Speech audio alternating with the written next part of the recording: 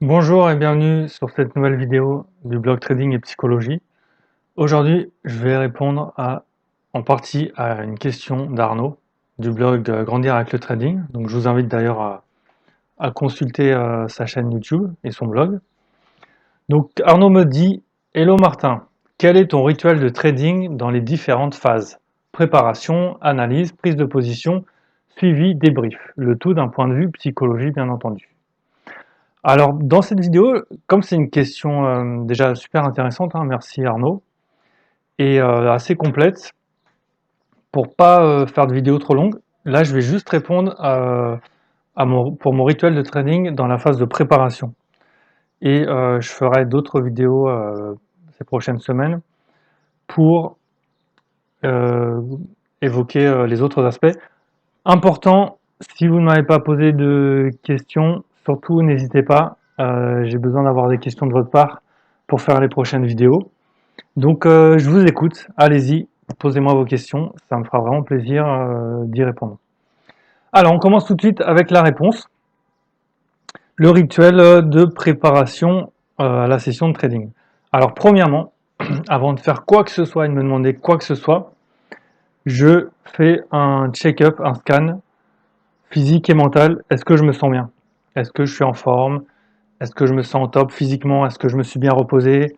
Est-ce que j'ai pas mal aux muscles? Je me sens détendu? Je suis voilà, suffisamment relax et en même temps énergique.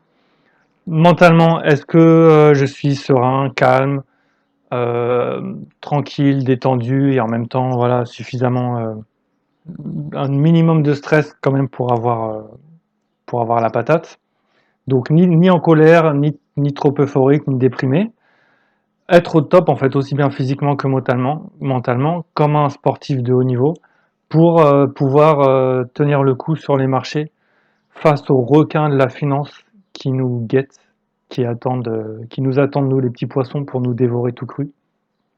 Donc première question, si je peux pas répondre non, soit je laisse tomber la session de trading, soit éventuellement je fais du démo mais j'aime pas trop parce que je vous dirai une prochaine fois, mais si je trade, si je suis sur les graphes, il faut que mon cerveau sache que c'est du sérieux, on y va à 100%. Donc, soit je renonce, soit j'essaye, si c'est possible, de me mettre dans un état physique et psychologique qui convienne à la session de trading. Deuxième point, suis-je présentable? Est-ce que je suis propre sur moi? Est-ce que je suis bien tenu? Est-ce que j'ai l'air d'un professionnel? Ou est-ce que j'ai l'air du mec comme ça qui se gratte le slip tranquille avec sa bière à côté du clavier et qui fait les choses un peu à l'arrache. Donc indispensable d'être voilà, pas forcément bien sûr pas en costume cravate hyper propre sur moi comme si j'avais un entretien d'embauche, mais au moins correct, voilà, habillé, m'être préparé, un peu rasé au moins, un minimum coiffé, avoir l'air présentable. C'est important, je trouve, pour être dans l'état d'esprit.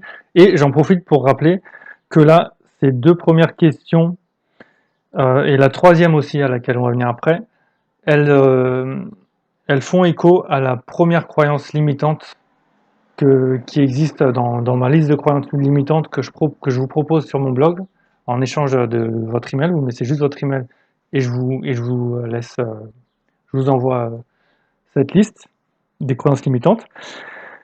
Et donc, troisième question, est-ce que ma station de travail est propre et rangée?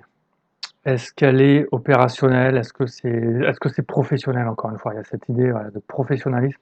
C'est une question dont je parle aussi dans les erreurs, les choses que je ferais si je reprenais à zéro mon apprentissage de trading. Les choses auxquelles je ferais plus attention, c'est d'être plus professionnel. Donc là, c'est le troisième point. Quatrième point, est-ce que j'accepte l'idée de perdre un trade pendant cette session, voire de perdre tous mes trades, plusieurs trades? Est-ce que je suis relativement à l'aise avec cette idée de perdre, ou est-ce que ça m'est insupportable? Donc évidemment, si je n'accepte pas, c'est pas la peine de trader et je peux éteindre les écrans ou faire un travail sur moi pour accepter la perte. Dans la même idée, dernière question, est-ce que j'accepte l'éventualité de ne prendre aucun trade? Donc d'observer les graphes, éventuellement d'attendre, de voir des occasions pas terribles, de voir le prix partir sans moi, mais de ne pas rentrer sur le marché, de ne pas prendre de ne pas prendre de trade.